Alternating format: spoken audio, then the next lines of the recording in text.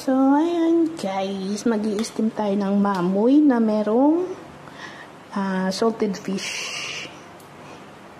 Lagyan natin ng luya, bawang. So, ganun lang siya guys, i-steam lang siya. So, ayan guys, nilagay natin yung bawang at saka yung salted fish. Tapos, lagay na rin natin yung luya. Ganun lang siya guys, tapos i-steam na natin. Ay hindi, ibabaw na lang natin sa kanin. Ayan, maluluto na rin yan guys. Ayan guys.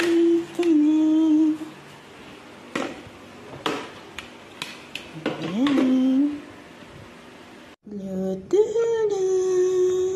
Let's go mama.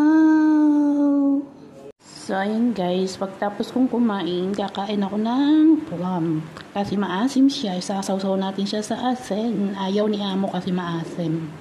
Kaya binigay niya na sa akin lahat. So, ayan guys.